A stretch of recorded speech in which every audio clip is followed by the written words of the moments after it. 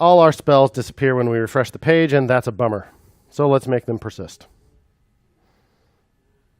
Any ideas?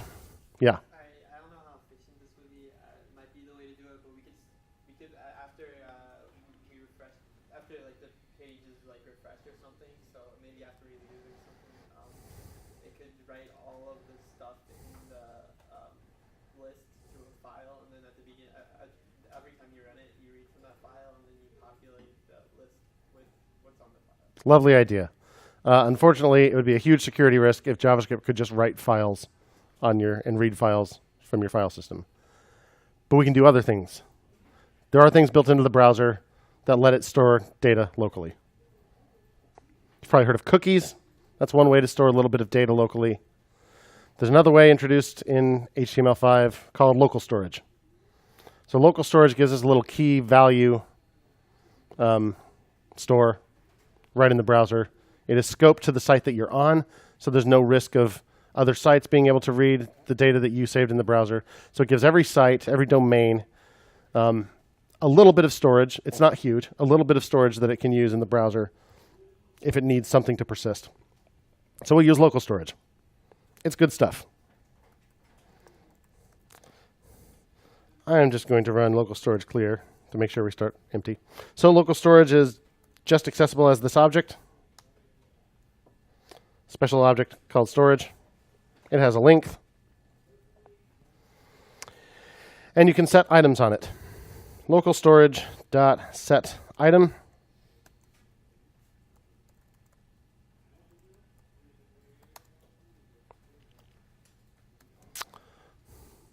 What do we have for breakfast today, Leon?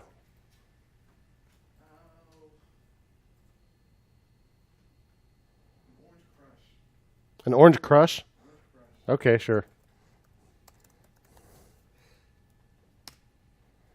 Okay.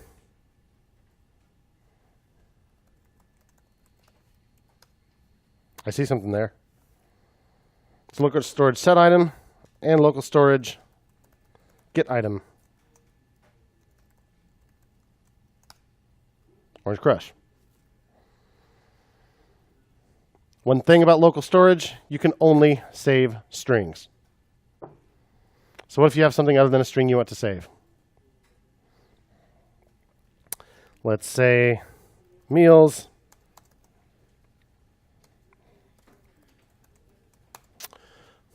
What do we have for breakfast, Pete?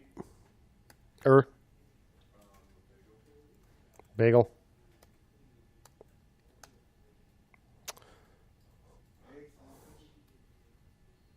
We're done with breakfast now. I'm sorry. Jeff, what are you having for lunch, Megan? Pizza. Kim, what's cooking tonight?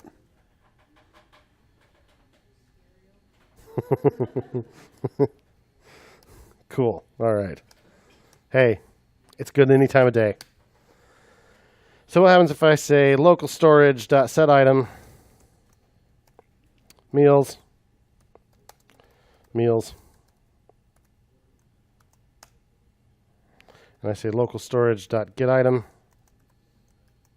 meals. I get back the string object. Bummer. So what can we do? That is toString, unfortunately.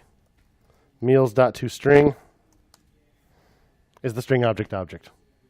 For objects, that's always what they are, toString, unless you like write your own toString function that does something else. Can't do it. Nope, there's a better way. You know what JSON is? What's a weird way to say JSON? Yeah. And what is that in JavaScript? Capital J, capital S, capital O, capital N. What's it stand for? You know, Sam? JavaScript object notation, because it looks an awful lot like the notation we use to create JavaScript objects. It is not quite the same, though. There are some rules for JSON that we don't have for creating JavaScript objects. You must use double quotes and you must quote all of the keys. The keys must be quoted with double quotes. That's the biggest, most obvious difference. So there is, thankfully, a built-in way to convert an object to a JSON string. JSON.stringify gives us a string that looks just like the object. So how about we say meal string equals meal or JSON.stringify meals.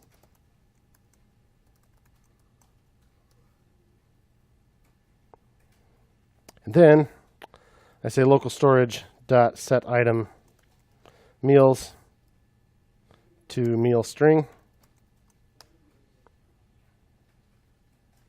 Okay. Meals from storage equals local storage dot get item meals. Okay. Now I got that string, but it is still just a string. So we have to turn it back into a real object using JSON.parse. Meals from storage. And now it's a real object again. So JSON stringify turns an object into a string. JSON parse turns a string back into an object. Works on arrays too. So knowing that, basically what we could do is every time we make a change to the array, save the array to local storage. Seem legit?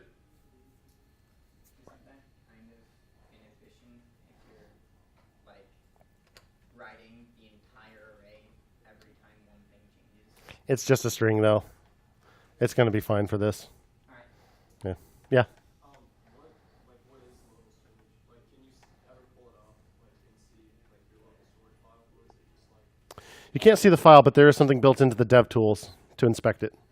So check this out. This is pretty cool. The application tab in your dev tools lets you look at all your cookies, session storage, local storage. There's something called web SQL if you need more than local storage can do, if you want something a little more database-like. So you can look at local storage, and it'll show you all the domains. So I'm on my file system, so my domain is file://, and I see breakfast and meals. So I could delete them one at a time by hitting delete selected or something. Speaking of which, I should tell you how to delete it from here. Local storage dot remove item, and then give it the key. So remove item breakfast. Now it's just meals. Bless you. Yeah, so you can have a look at what's in there this way. So yeah, if you're visiting some other site and you want to know if they're doing something with that, you can do that. You can clear it. All that good stuff.